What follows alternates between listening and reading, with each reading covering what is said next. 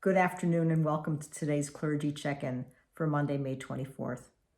This week's Torah portion, Beha'alotcha, is one that contains various fragments continuing the journey in the wilderness for the Israelite nation.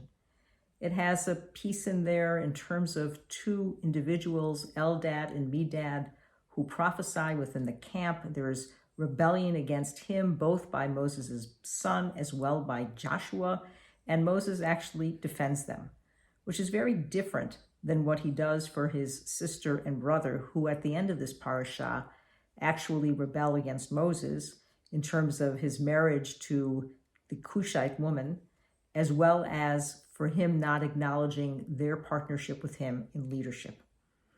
And so this rebellion theme starts to be sown, and it will only become exacerbated in the weeks to come.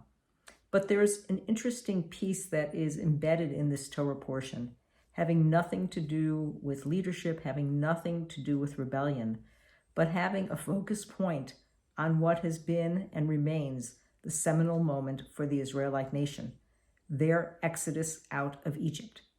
In the midst of the portion, there is a section that talks about how the Israelites are to remember and observe the Paschal offering, and it must be done in the first month, the month of Nisan, on the 14th day.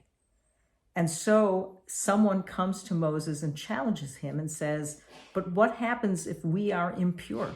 What happens if we are in touch with a corpse and aren't able to purify ourselves to be able to offer up the Paschal lamb? Moses goes to God, and this is the only instance that I'm aware of in Torah where you get a second chance.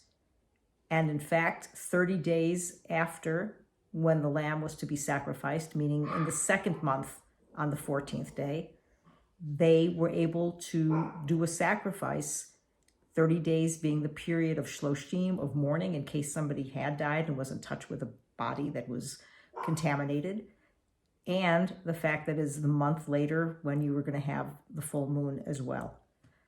And so we see again how the theme of Exodus, of leaving Egypt, remains with this Israelite nation as they wander, even as it remains with us today. As we know, we always in every service acknowledge the redemption that our people felt.